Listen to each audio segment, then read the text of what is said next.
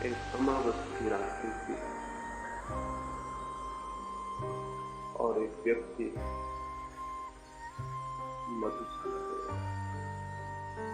जाते समय उसने सोचा कि रात जब लौटूंगा अंधेरा बहुत हो जाएगा और फिर मैं नशे में भी होऊंगा। सांस लालटेन लेता चलूं। वो लालटेन लेके मधुशाला गया। फिर उसने वहां शराब पी और आधी रात बीते वो अपने घर की तरफ वापस लौटा। चलते वक्त उसने लालटेन उठा ली और घर की तरफ चला, लेकिन रास्ते पर जगह जगह खड़े हुए जानवरों से, मकानों से, रास्ते पर गुजरते लोगों से उसकी टक्कर होने लगी। वो बार बार अपनी लालटेन उठा के देखने लगा और पूछने लगा अपने मन में कि आज लालटेन को क्या हो गया है, प्रकाश नहीं मालूम होता। रास्ता बड़ा अंधेरा मालूम पड़ता है, लालटेन कुछ प्रकाश नहीं देती। फिर आखिर में वो एक दीवार से टकरा के नाली में गिर पड़ा। उसने गुस्से से लालटेन पटक दी और उसने कहा कि ठीक ही कहते थे पुराने लोग कि कलयुग आएगा जब प्रकाश भी फिर प्रकाश नहीं देगा। ये लालटेन भी कलयुग ही मालूम पड़ती है। फिर सुबह उसे बेहोश हालत में ही घर उठा के पहुंचाया गया। दोपहर मधुशाला के मालिक ने एक नौकर भेजा और उसके साथ एक चिट्ठी भेजी। उस चिट्ठी को उसने जाके उस रात शराब पिए आदमी को दी। उस चिट्ठी में मधुशाला के मालिक ने लिखा था, मेरे मित्र, रात तुम भूल से अपनी लालटेन की जगह मेरे तोते का पिंजरा उठा के ले गए। मैं लालटेन वापस भेज रहा हूं, कृपा करके मेरा तोते का पिंजरा तुम वापस लौटा देना। तब उसने पीछे जाकर देखा, वो रात तोते का पिंजरा ले आया। अब तोते के पिंजरों से प्रकाश नहीं निकलता, लेकिन बेहोश आदमी को यही पता नहीं चलता है कि क्या लालटेन है, क्या तोते का पिंजरा।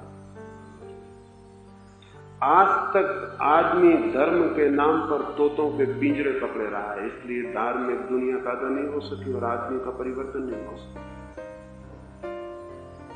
धर्म के नाम पर हम तोतों के पिंजरे पकड़े हुए हैं, प्रकाशित दिए नहीं।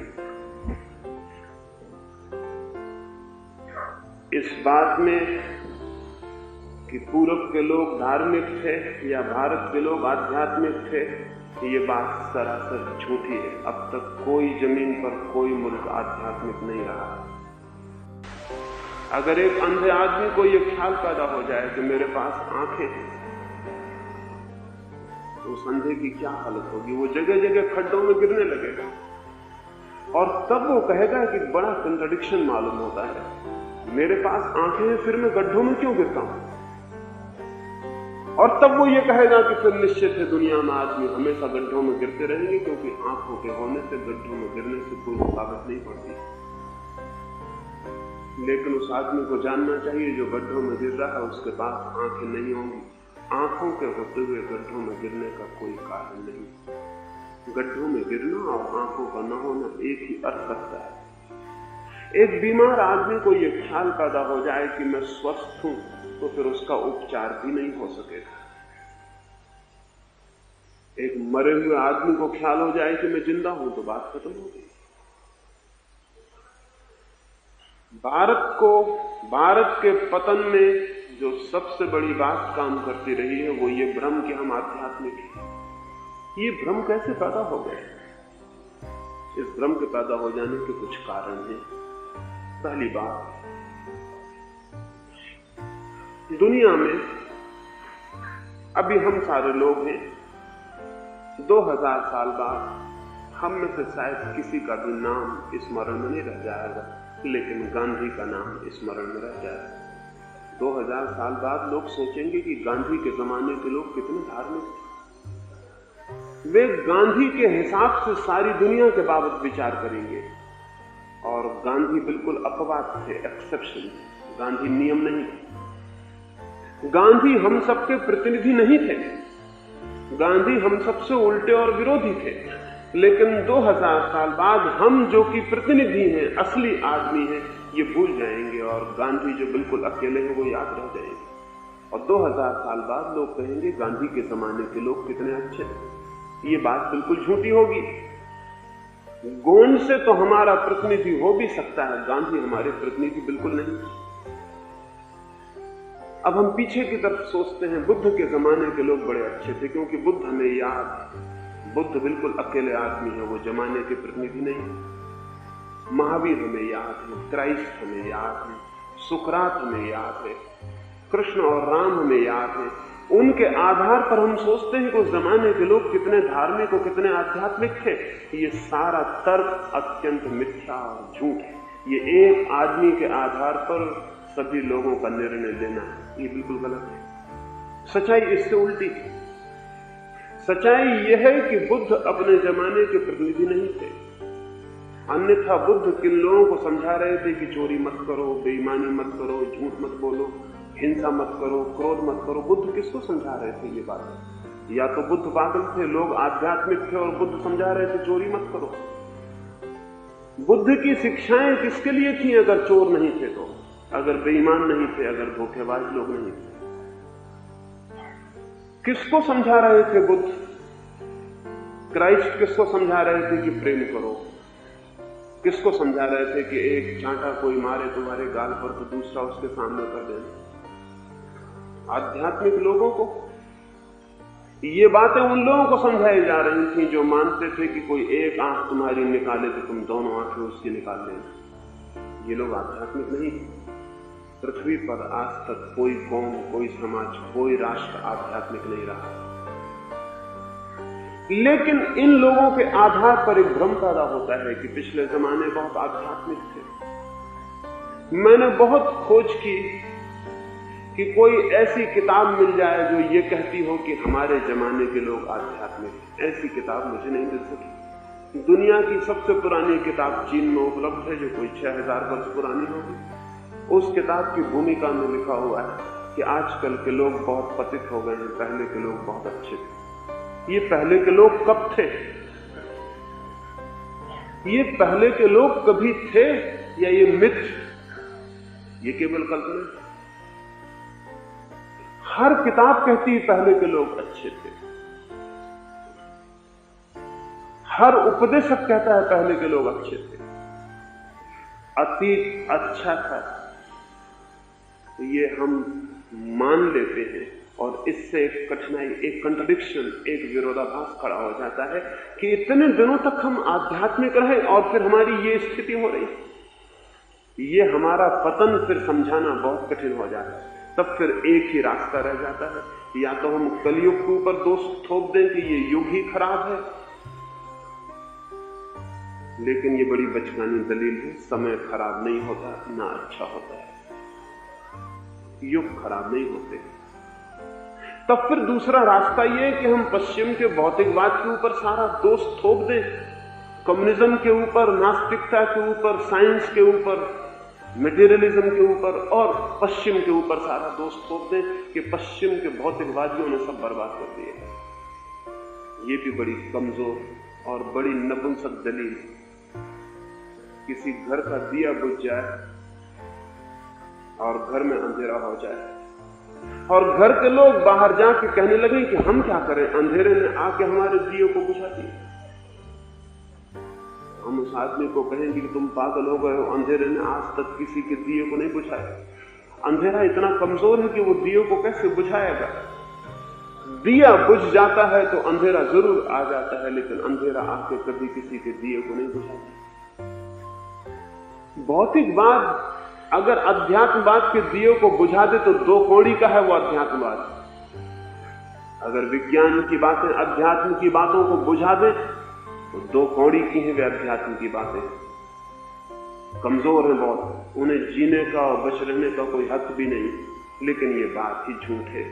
अध्यात्म का दिया जलता हो तो भौतिकवाद का अंधेरा प्रवेश भी नहीं करता है, लेकिन अध्यात्म का दिया ही ना जल रहा हो तो फिर भौतिकवाद का अंधेरा प्रवेश करता है। इसमें अंधेरे का कोई भी कसूर नहीं है।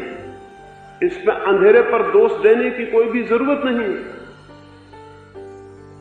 अंधेरे का कभी भी कोई कसूर नहीं रहा। मैंने सुना है एक बार अंधेरे में जाकर भगवान से ये प्रार्थना की थी कि सूरज मेरे पीछे बहुत बुरी तरह पड़ा हुआ है, सुबह से सांझ तक मुझे परेशान करता है, रात में मैं विश्राम भी नहीं कर पाता कि फिर सुबह से हाजिर हो जाता है, सोते से मुझे जगा देता है, फिर मेरा पीछा करता है।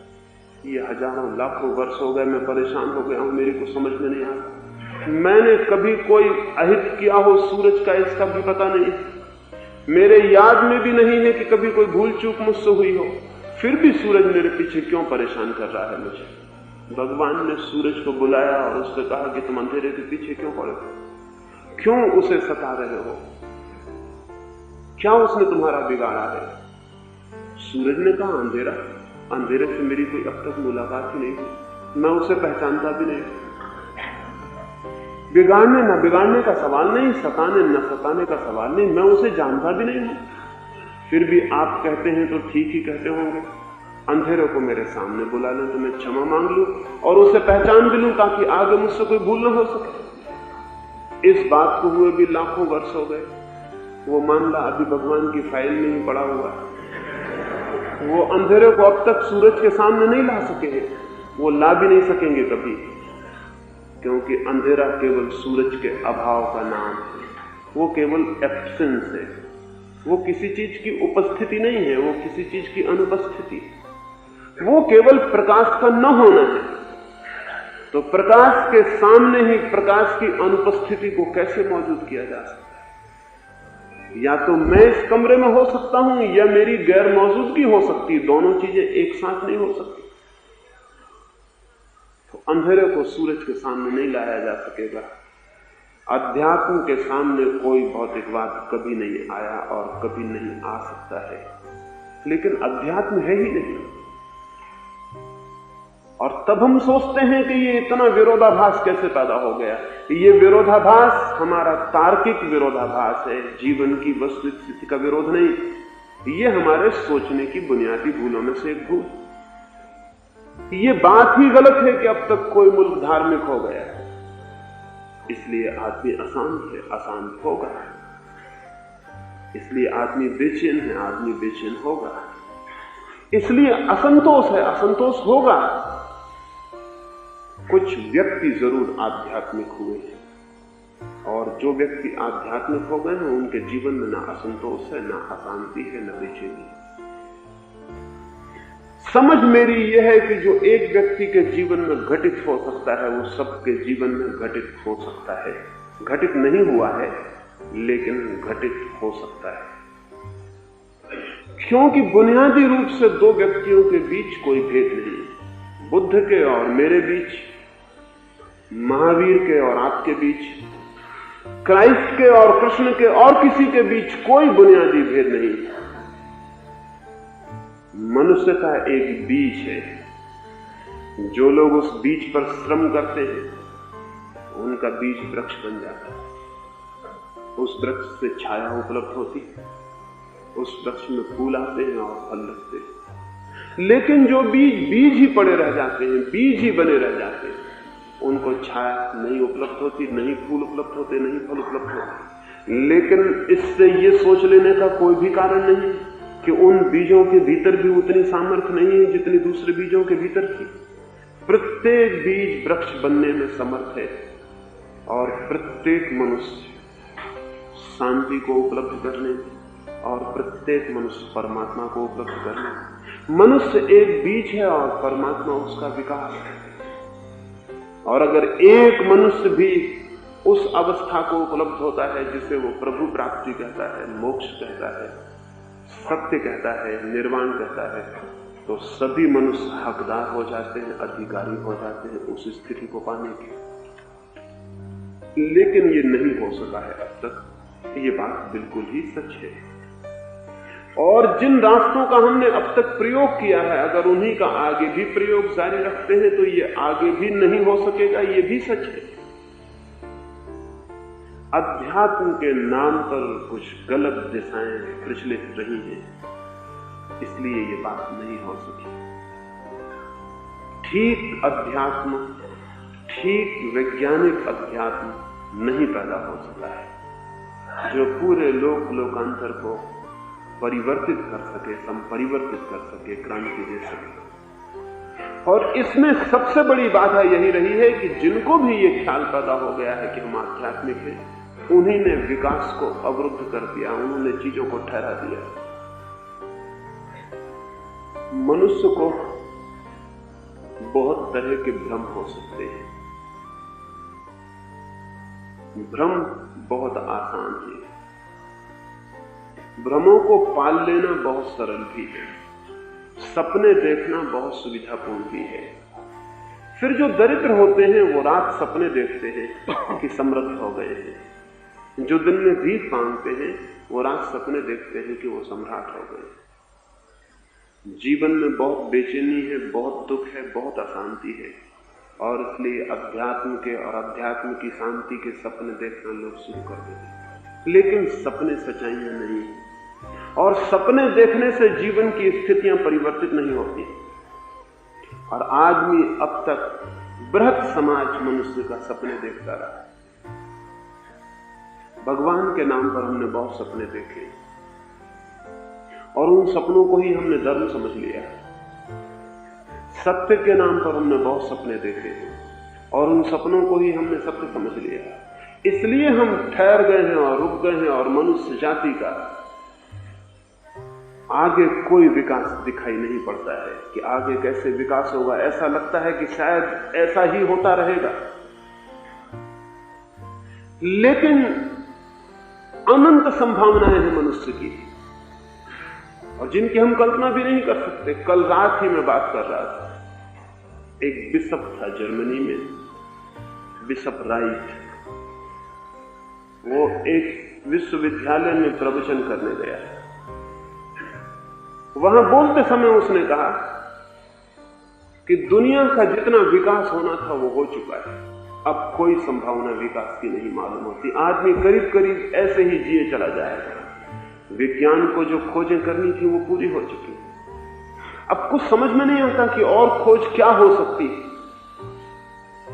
एक आदमी उस सभा में उठ के खड़ा हो गया और उसने कहा कि ऐसा मत कहिए, बहुत बातें हो सकती हैं, क्योंकि आदमी के अतीत से आदमी का भविष्य बहुत बड़ा है। अतीत बहुत छोटा था, भविष्य बहुत बड़ा है। ऐसा मत कहिए कि अब कुछ भी नहीं हो सकता। उस बिशप ने टेबल ठोक के कहा कि मैं कहता हूं अब कुछ भी नहीं हो सकता, तुम सुझाओ कि क्या हो सकता है, क्या संभव है। उस आदमी ने झिझकते हुए कहा, उसने कहा कि ये हो सकता है अभी आदमी आकाश में नहीं उड़ता, कल आकाश में उड़ने लगे, तब तक हवाई जहाज नहीं बनेगा। वो बिशप हंसने लगा और उसने कहा, पागल हो तुम, 10,000 साल से आदमी सपने देखता है आकाश में उड़ने के, कोई आदमी उड़ नहीं पाया अब तक। लोग कहानियां लिखते हैं आकाश में उड़ने की, लेकिन कोई आदमी उड़ नहीं पाया, कोई नहीं उड़ सकेगा, ये संभव नहीं है। और आप हैरान होंगे, उसी बिशप के 2 लड़कों ने 25 साल बाद हवाई जहाज निर्माण किया। उसी बिशप के 2 लड़कों ने, वो जिंदा था। उसने अपनी आत्मकथा में लिखा कि मैं हैरान हो गया हूं, मुझे कल्पना भी नहीं थी कि मेरे ही 2 लड़के, राइट ब्रदर्स, वो उसी बिशप राइट के लड़के थे दोनों, बिल्वर और ओलिवर राइट, वो दोनों उसी के लड़के थे। मेरे ही लड़के मेरे ही घर में पहला हवाई जहाज निर्माण कर लेंगे, इसकी तो मैं कल्पना नहीं कर सकता था, क्योंकि मैं तो कहता था कि दुनिया में कोई भी नहीं कर सकेगा। आदमी का भविष्य आदमी के अतीत से बहुत बड़ा है, इसलिए निराश होने का कोई भी कारण नहीं, जरा भी कोई कारण नहीं। आदमी शांत हो सकता है, आदमी संतोष को उपलब्ध हो सकता है, और आदमी आनंद को भी उपलब्ध हो सकता है। दुख और चिंता और अशांति मनुष्य की नियति नहीं, मनुष्य की भूल है। बीमारी मनुष्य की नियति नहीं है, मनुष्य का दोष है। स्वास्थ्य संभव है, जैसे शारीरिक स्वास्थ्य संभव है, वैसे ही मानसिक स्वास्थ्य भी संभव है। जैसे शारीरिक स्वस्थ होना संभव है, और रोज संभावना बढ़ती जाती है मनुष्य के शारीरिक स्वास्थ्य की, क्योंकि हम शरीर विज्ञान की खोज में लगे हैं, ऐसे ही मनुष्य के आत्मिक स्वास्थ्य की संभावना भी बढ़ सकती है अगर हम आत्मिक विज्ञान की खोज में लगे। लेकिन आत्मिक विज्ञान के नाम पर हम अंधविश्वासों में पड़े हैं, तो फिर ये विकास नहीं हो सकता है। आत्मविज्ञान के नाम पर हम अंधविश्वासों को पकड़े हुए हैं। विज्ञान के नाम पर आदमी बहुत दिन तक जादू टोनों को पकड़े रहा। मैजिक था, साइंस नहीं थी। कोई आदमी बीमार हो जाए तो मंत्र फूको, हजारों साल तक मंत्र फूके गए, उससे कुछ भी नहीं। तो कोई कह सकता था कि आदमी स्वस्थ हो ही नहीं सकेगा क्योंकि हम हजारों साल से मंत्र फूक रहे हैं, लेकिन आदमी स्वस्थ नहीं होता। वो दिशा गलत थी। वो आदमी के स्वस्थ होने की असंभावना नहीं थी, वो दिशा गलत थी। मंत्र फूकने से कुछ भी नहीं हो सकता। लेकिन फिर आदमी ने खोजबीन की, रुक नहीं गया और उसने विज्ञान को खोज लिया, उसने मेडिकल साइंस को खड़ा कर लिया। वो अब अभी भी पूरी खड़ी नहीं हो गई, लेकिन रोज कदम आगे बढ़ते जाते और इस बात की संभावना बढ़ती चली जाती है कि एक जमाना आए कि आदमी को बीमार रहने के हम सारे कारणों पर विजय पा लें, उसके स्वास्थ्य की हम सुनिश्चित व्यवस्था करें। जो शरीर के लिए हो सकता है वो मन के लिए क्यों नहीं हो सकता? लेकिन मन के संबंध में भी हम जादू टोने की स्थिति में है। भी मन के संबंध में हमारी विज्ञान की स्थिति पैदा नहीं हुई। एक समुद्र के किनारे एक बाप अपने बेटे को लेकर टहलने गया था, छोटा सा बेटा। वो उसको समुद्र के किनारे टहल रहा है, शांत सूरज ढल रहा। वो छोटा बेटा अपने बाप को बड़ा ताकतवर मानता है। बाप उसके सामने आकर के भी चलता है। जो भी बच्चा पूछता है वो उत्तर दे रहा है और बच्चे को सभी उत्तर सही मालूम पड़ते हैं, क्योंकि बाप कह रहा है तो ठीक ही कह रहा होगा। हालांकि बाप के दिए गए उत्तर में और बच्चों के दिए गए उत्तर में कोई बहुत बुनियादी फर्क नहीं होता। अज्ञान करीब करीब बराबर। बच्चे की प्रशंसा भरी आंखों से बाप बहुत खुश हो गया है। तट पर कोई भी नहीं है, फिर सूरज डूबने लगा। उसने अपने लड़के से कहा कि देख, अब मैं सूरज को आज्ञा देता हूं कि डूब जाए। और उसने जोर से कहा कि गो डाउन, गो डाउन। वो सूरज तो डूब ही रहा था। सूरज डूब गया। वो बच्चा चकित खड़ा रह गया। उसने अपने बाप को कहा, do it again daddy, do it again.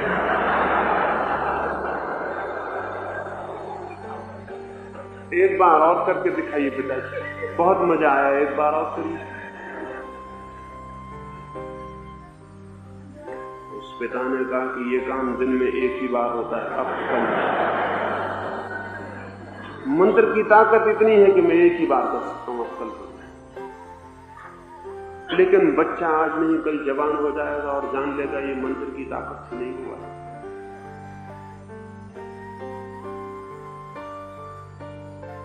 आदमी अपने बचपन से गुजरा है जहां तक पदार्थ का संबंध है, लेकिन आदमी अपने बचपन से नहीं गुजर सका अब तक जहां तक अध्यात्म का संबंध है। अध्यात्म के संबंध में हम अभी भी प्रिमिटिव हैं, अभी भी आदिवासी हैं। विज्ञान के संबंध में हम थोड़े विकसित हुए हैं, पदार्थ के संबंध में हमारी जानकारी बढ़ी है, लेकिन अध्यात्म के संबंध में अभी हम उतने ही आदिवासी हैं जितने 10,000 साल पहले आदमी था। क्यों हम आदिवासी रह गए हैं अध्यात्म की दिशा में? क्यों हम जंगलों के निवासी हैं अब तक अध्यात्म की दिशा में? कुछ कारण हैं जिनकी वजह से यह हो गया है। कुछ 1-2 कारणों पर आज मैं आपसे बात करूंगा, मैं आपसे बात करूंगा। पहली तो बात, विज्ञान संदेह से विकसित हुआ और धर्म विश्वास के कारण मर गया। विज्ञान का सारा विकास हो सका डाउट के कारण, संदेह के कारण, और धर्म का विकास नहीं हो सका विश्वास के कारण, बिलीफ के कारण। और धर्म का विकास नहीं हो सकेगा कभी भी अगर वो विश्वास से ही बंधा रखा गया है। विश्वास का मतलब ही होता है विकास नहीं। विश्वास में आगे जाने के लिए कोई गति नहीं है।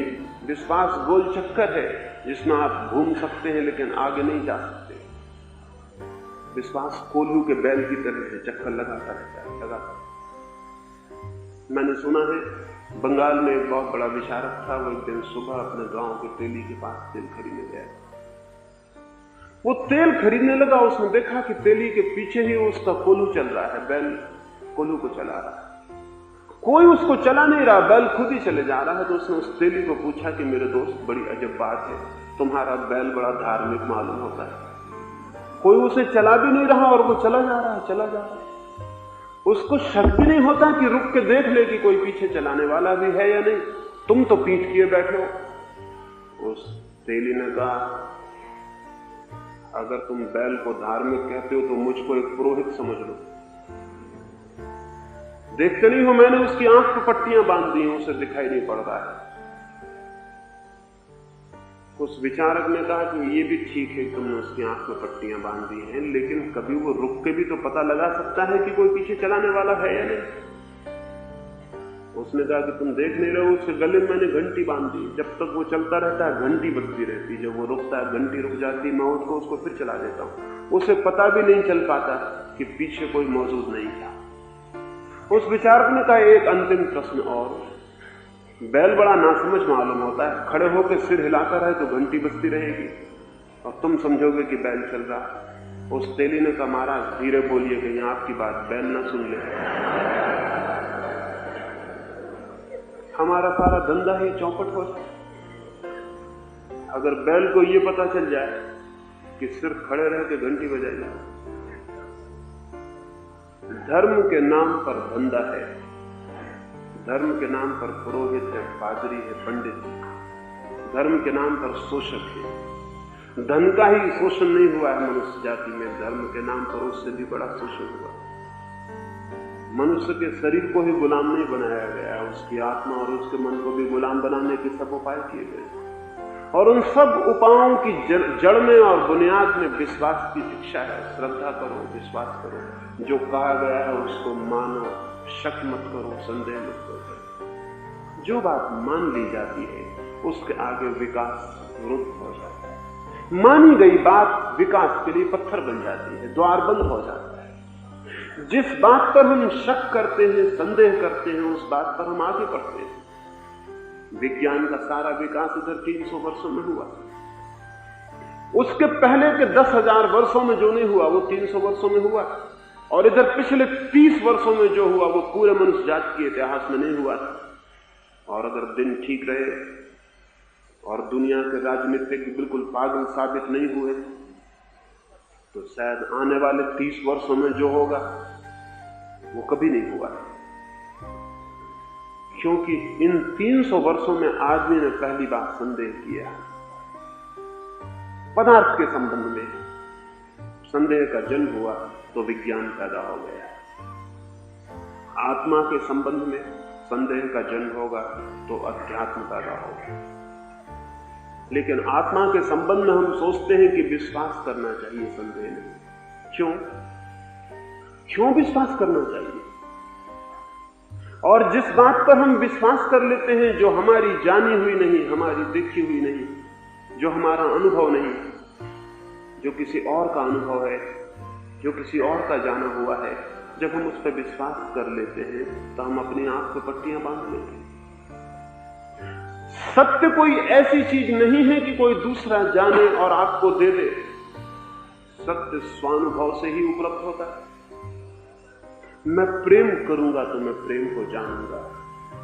मैं प्रेम पर कितने ही ग्रंथ पढ़ लूं और कितने ही गुरुओं के चरणों में बैठ के शिक्षा ले लूं, लेकिन प्रेम अगर मैंने नहीं किया तो मैं प्रेम को नहीं जान पाऊंगा।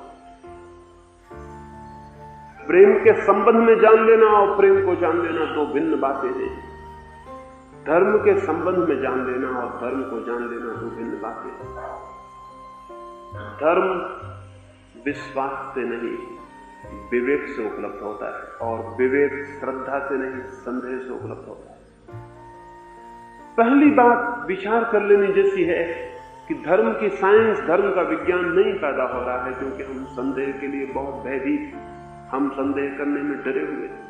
जिन कौमों ने संदेह नहीं किया वे समझती हैं कि हम धार्मिक हैं, वे वैज्ञानिक भी नहीं है। धार्मिक होना तो बहुत दूर की बात है, धार्मिक होना तो बहुत ऊंची बात है, वो वैज्ञानिक भी नहीं है जिन्होंने संदेह नहीं किया। हम अपने मुल्क को इसलिए धार्मिक समझते हैं क्योंकि हम विश्वास करते हैं। विश्वास धार्मिक आदमी का लक्षण नहीं। विश्वास अंधे आदमी का, सुस्त आदमी का, काहिल आदमी का लक्षण, आलसी आदमी का लक्षण। एक आदमी बाजार में हंडी खरीदने जाता है तो चार तरफ से ठोक कर देखता है, 2 पैसे की हंडी खरीदता है, सब तरफ से ठोक पीट कर देखता है कि वो ठीक है या नहीं। कितना ही दुकानदार कहे कि बिल्कुल ठीक है, हमारी दुकान पर बिल्कुल ठीक हंडी ही बिकती है, लेकिन वो कहता है ठीक कहते हैं आप, लेकिन मैं ठोक कर देख लेना चाहता हूं। लेकिन धर्म के दुकानदार कहते हैं हंडी ठोक के मत देखना, हम जो देते हैं वो आंख बंद करके ले लेना, क्योंकि तुमने आंख खोली कि नरक में गए। आंख खोलना ही मत। आंख खोलने वाले लोग भटक जाते हैं। आंख बंद करके जो स्वीकार करते हैं वही परमात्मा तक पहुंचते हैं। मैं आपसे कहता हूं, कोई आदमी अगर आंख बंद करके परमात्मा पे पहुंच जाए तो ऐसे पहुंचने से इनकार कर देना चाहिए, क्योंकि आंख बंद किए हुए जो चलेगा वो कहीं भी पहुंच जाए, सत्य पर नहीं पहुंच सकता, वो किसी सपने में ही पहुंच सकता है। सपनों के लिए आंख बंद रखना जरूरी है, सत्य के लिए आंख खोलना जरूरी है। और जो भगवान खुली आंख से उपलब्ध नहीं हो सकता, उस भगवान को उपलब्ध करने की कोई भी जरूरत नहीं। लेकिन खुली आंख से भगवान उपलब्ध हो सकता है, और मैं तो निवेदन करूंगा सिर्फ खुली आंख वाले लोगों को ही उपलब्ध होता है, बंद आंख वाले लोगों को नहीं। लेकिन बंद आंख का सिलसिला जारी रहा है, और जो कौम जितनी बंद आंख रख सकी है उतनी ही वो कौम अपने को धार्मिक समझती रही। वो धार्मिक जरा भी नहीं। जब तक मेरा अनुभव मुझे पदार्थ के ऊपर किसी चीज की स्वीकृति न दे, जब तक मेरा अनुभव मुझे अज्ञात की दिशा में कोई कदम बढ़ाने के लिए न कहे, जब तक मेरा अनुभव मुझे पारलौकिक की तरफ उठने का मौका न दे, तब तक मेरी सारी बातचीत, सारी श्रद्धा मुझे अंधा ही करेगी, मुझे भटकाएगी ही, मुझे आगे नहीं ले जा सकती। वो मुझे परतंत्र करेगी, मुझे स्वतंत्र नहीं कर सकती। और हम धार्मिक आदमी को कहते हैं मुक्त। जो विश्वास से बंधा है वो मुक्त कैसे हो सकता है? विश्वास की जंजीर तोड़ देनी जरूरी है ताकि विवेक का जन्म हो सके। मनुष्य के जीवन में, चेतना के विकास में हम उल्टी चीजों से बंधे हों और उल्टी चीजों की कामनाएं करते हों तो विरोधाभास पैदा होगा ही। एक आदमी कहता हो मुझे प्रकाश के दर्शन करने हैं और आंख बंद किए हो, और कहे कि मुझे तो सैकड़ों साल हो गए आंख बंद किए हुए लेकिन प्रकाश के दर्शन नहीं हो, तो हम उससे कहेंगे ये विरोधाभास तुम्हारी बंद आंख के कारण पैदा हो रहा है। परमात्मा सबसे बड़ा प्रकाश, खुली हुई आंखें चाहिए, शरीर की ही आंखें नहीं, चेतना की आंखें भी खुली चाहिए। विश्वास चेतना की आंखों को बंद कर देता है, विश्वास अंधा बनाता है। फिर चाहे वो विश्वास हिंदू का हो, चाहे मुसलमान का, चाहे जैन का, चाहे ईसाई का, फिर चाहे वो विश्वास आस्तिक का हो, चाहे नास्तिक का, फिर वो चाहे विश्वास कम्युनिस्ट का हो, चाहे गैर कम्युनिस्ट का। विश्वास मात्र मनुष्य को अंधा बनाता है। हिंदू और मुसलमानों में बहुत विरोध है, ईसाइयों में, बौद्धों में बहुत विरोध है, लेकिन एक बात में वे सब सहमत हैं कि आदमी को विश्वास करना चाहिए। ये बुनियादी सीक्रेट है पूरे धंधे का, इसमें कोई विरोध नहीं है। इसमें हिंदू और ईसाई में कोई झगड़ा नहीं है, इसमें जैन और बौद्ध में कोई झगड़ा नहीं कि विश्वास होना चाहिए। इस एक बात पर दुनिया के सभी लोग सहमत हैं कि विश्वास होना चाहिए, क्योंकि विश्वास के बिना जो वो चला रहे हैं वो तो नहीं चल सकता। दुनिया में धर्म तो हो सकता है संदेह के कारण, लेकिन हिंदू, ईसाई, मुसलमान, जैन नहीं हो सकते। संदेह होगा तो हिंदू मुसलमान विदा हो जाएंगे। धर्म रहेगा, धर्म आएगा, लेकिन हिंदू मुसलमान के रहने की कोई जगह नहीं रह जाएगी। क्या आप सोच सकते हैं कि हिंदू की गणित अलग हो सकती है, ईसाई की गणित अलग? क्या आप सोच सकते हैं कैथोलिक की केमिस्ट्री अलग और प्रोटेस्टेंट की केमिस्ट्री अलग हो सकती है? क्या आप सोच सकते हैं भूगोल जैनियों का अलग होगा, बौद्धों का अलग होगा? नहीं, पदार्थ के जगत में एक ही बात होगी। 100 डिग्री पे पानी गर्म होता है तो चाहे हिंदू गर्म करे चाहे मुसलमान गर्म करे, 100 डिग्री पे गर्म होगा। पानी ये नहीं कहता कि तुम मुसलमान हो, तुम्हारी कुरान अलग, तुम्हारे भगवान अलग, तुम्हारी मस्जिद अलग, तो हम तुम्हारे लिए अलग ढंग से गर्म होंगे। पानी गर्म होता है 100 डिग्री पर, चाहे कोई गर्म करे। पानी का नियम एक है, पदार्थ का नियम एक है। परमात्मा के नियम अनेक कैसे हो सकते? कोई नियम अनेक नहीं हो सकते। नियम हमेशा सार्वभौम होते हैं, यूनिवर्सल होते हैं।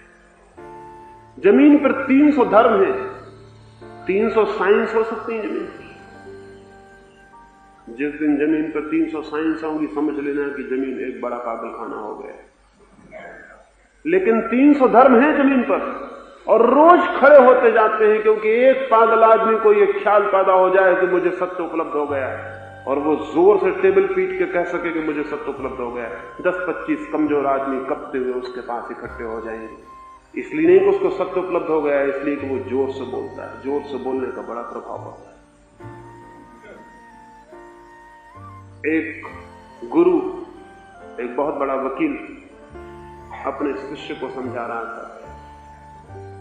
उसकी सारी शिक्षा पूरी हो गई थी और कल ही वो अदालत में जाने को था।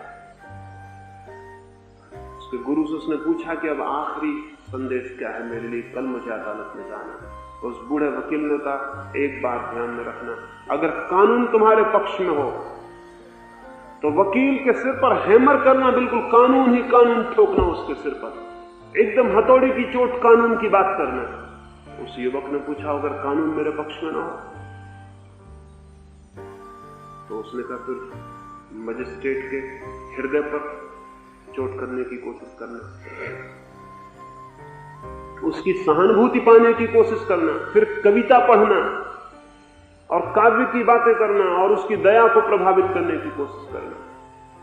और उसने कहा कि अगर मेरा मामला ऐसा भी ना हो कि जिसको सहानुभूति मिल सके, तो उसने कहा फिर जोर जोर से टेबल पीटना, इतने जोर से पीटना कि सारी अदालत समझे कि जो आदमी इतने जोर से टेबल पीट रहा है वो ठीक ही पीट रहा होगा, क्योंकि कोई झूठा आदमी इतने जोर से टेबल पीटता है।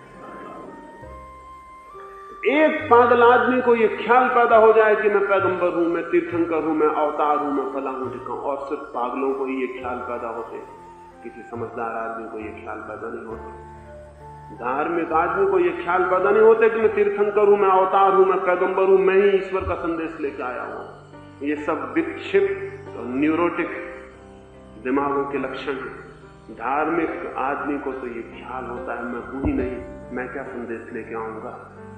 धार्मिक आदमी तो वो है जो परमात्मा में मिट जाता है। और अभी हम उन धार्मिक लोगों को पकड़े बैठे हैं जिनकी घोषणाएं, जिनके अहंकार की घोषणाएं बड़ी मजबूत है कि मैं ये हूं, मैं वो हूं, और कमजोर लोग उनके आसपास इकट्ठे हो जाए और एक नया धर्म खड़ा हो जाए। सारी दुनिया में धर्म बढ़ते चले गए, लेकिन धार्मिकता कम होती चली गई। धार्मिकता बढ़ ही नहीं सकती धर्मों के बढ़ने के साथ। दुनिया में जिस दिन भी मनुष्य विवेक और संदेह और विचार से सोचेगा, उस दिन धर्म बचेगा। धर्मों के बचने की कोई जगह नहीं रह जाएगी। रिलीजन होगा, रिलीजन नहीं हो सकते। और जब तक रिलीजन से, जब तक धर्म है, तब तक अध्यात्म संभव नहीं। अध्यात्म तो पदार्थ के जगत में जैसा विज्ञान है, वैसा चेतना के जगत में अध्यात्म है। अध्यात्म तो होगा सार्वलौकिक, सार्वभौम, सार्वजनीन, एक सारे विश्व का, क्योंकि वे नियम सार्वभौम ही हो सकते हैं। वे नियम अलग अलग लोकल नहीं हो सकते कि पूना का अलग धर्म है और मुंबई का अलग धर्म है, और फिर पूना में ही मस्जिद वाले का अलग धर्म है और मंदिर वाले का अलग धर्म है। ये संभावना नहीं है, लेकिन ये संभावना अब तक रही, क्योंकि विश्वास के आधार पर धर्मों को खड़ा किया गया है। विश्वास अंधा है, वो ये नहीं पूछ सकता कि क्या गलत है, तो जो भी पकड़ा दिया जाता है वो ठीक ही हो जाता है। उसको फिर संदेह करने का, विचार करने का कोई सवाल नहीं रह जाता। विश्वास ने मनुष्य जाति को आध्यात्मिक नहीं होने दिया, पहली बात। दूसरी बात, मनुष्य के सारे इतिहास में एक बात पर निरंतर ध्यान रखना जरूरी रहा है, जो नहीं हो सका आज तक। वो ये कि लोग सोचते हो कि जीवन की श्रेष्ठतम अनुभूतियां पारंपरिक हो सकती हैं, ट्रेडिशनल हो सकती हैं, तो भूल गए। जीवन की श्रेष्ठ अनुभूतियां हमेशा वैयक्तिक होती हैं, उनकी कोई परंपरा, उनका कोई सामूहिक, कोई धारा नहीं होती जीवन की श्रेष्ठ अनुभूतियों की।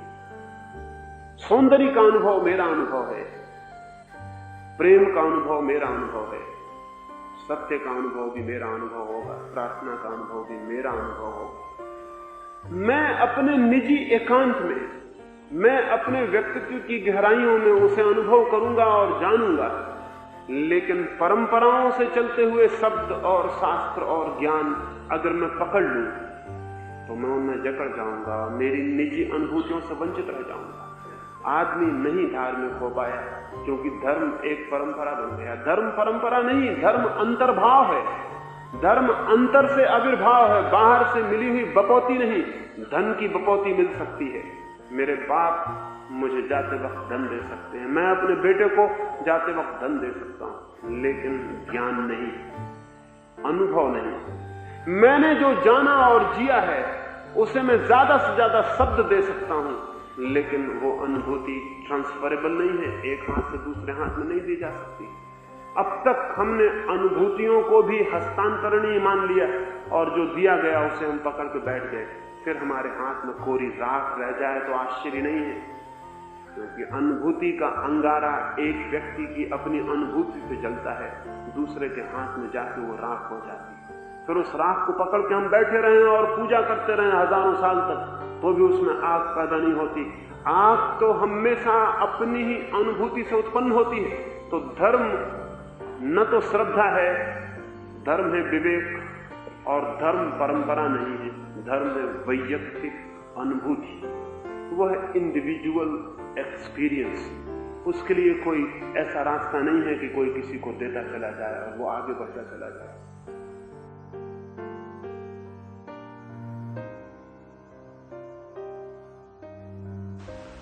एक महाकवि समुद्र के किनारे गया हुआ था। वहां उसने सुबह ही जाकर देखा कि बहुत सुंदर हवाएं हैं, सूरज निकला है, बड़ी ताजी रोशनी है, बड़ी सुगंध और शीतलता से भरी हुई हवाओं में वो आनंद से नाच उठा और गीत गाने लगा। फिर उसे ख्याल आया कि मैं अकेला आया हूं, उसकी पत्नी, उसकी प्रेसी तो दूर एक अस्पताल में बीमार पड़ी।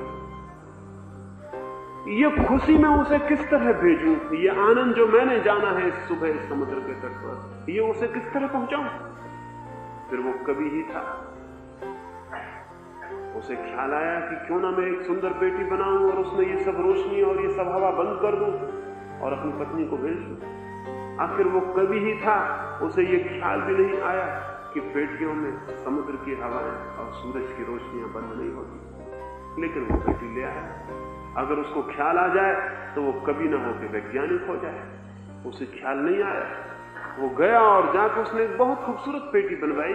पेटी बहुत खूबसूरत थी, इसमें कोई शक नहीं, लेकिन पेटी की खूबसूरती सूरज की रोशनी को बंद नहीं कर सकती। उसने आके समुद्र के किनारे की हवाएं उस पेटी में भरी, रोशनी भरी, फिर खूब ताला ठीक से लगाया, फिर एक चिट्ठी लिखी और एक संदेशवाहक के हाथ में पेटी भेजी।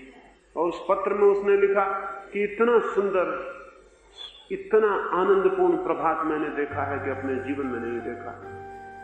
तुम वंचित न रह जाओ, इसलिए नमूने के लिए थोड़ा सा भर के मैं पेटी में तुम्हारे पास भेज रहा हूं। वो चिट्ठी पहुंच गई। उसकी पत्नी थोड़ी तो हैरान हुई, क्योंकि स्त्रियां चाहे कितनी ही भावुक हों, कवियों से कम भावुक होती। थोड़ी तो हैरान हुई कि पेटी में कैसे ये आ सकता है, लेकिन हो सकता है महाकवि था उसका पति। वो कवि क्या नहीं कर सकते हैं, जहां कोई नहीं पहुंचता कहते हैं कवि वहां पहुंच जाते हैं, चाहे कोई तरकीब क्यों हो। उसने पेटी खोली, वहां तो खाली पेटी थी, न वहां कोई सुगंध थी, न वहां ठंडी हवाएं थी, न वहां कोई रोशनी थी। वो बहुत हैरान हो गई। उसने अपने पति को खबर भेजी कि पेटी पहुंच गई, पत्र भी पहुंच गया, लेकिन जो तुमने भेजा था वो शायद पीछे ही छूट गया, वो नहीं आ पाया। सत्य के और परमात्मा के सागर के किनारे भी कुछ लोग पहुंच जाते हैं, फिर उन्हें वहां अपने प्रेमियों की याद आती है, फिर उन्हें ख्याल आता है कि यह अनुभव परमात्मा के निकट आके जो उपलब्ध हुआ, इसे अपने प्रेमियों के पास कैसे भेज दूं। उनका प्रेम ठीक है, उनकी करुणा ठीक है, उनका स्मरण ठीक है, उनकी दया ठीक है, वे बड़ी अनुकंपा से भरते हैं और शब्दों की पेटियों में उस अनुभव को भर के भेज देते हैं।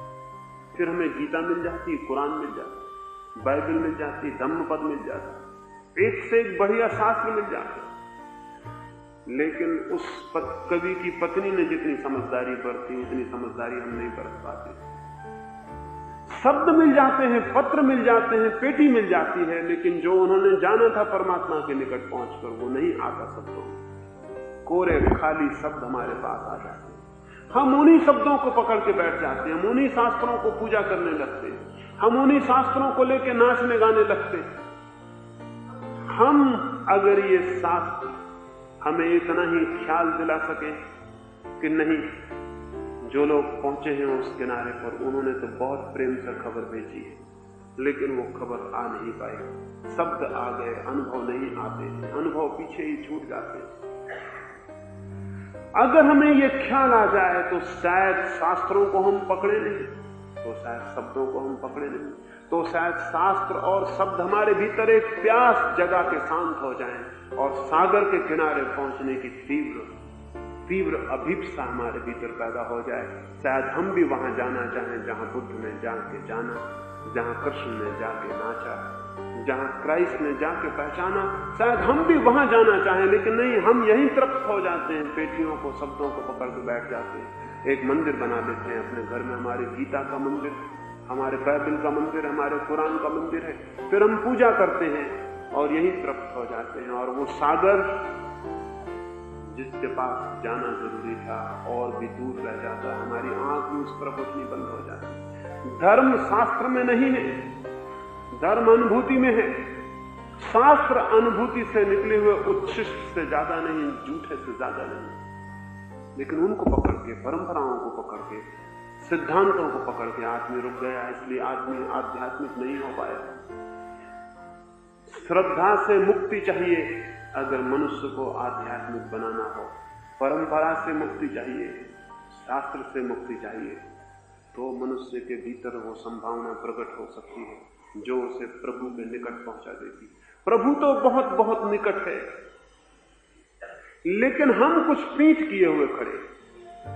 सत्य तो हम सबके हाथ की संभावना है, लेकिन हम असत्य को पकड़ के बैठे हुए हैं। जहां हम पहुंच सकते हैं वहां हम नहीं पहुंच पा रहे हैं, क्योंकि हम कुछ गलत दिशाओं में यात्राएं कर रहे हैं।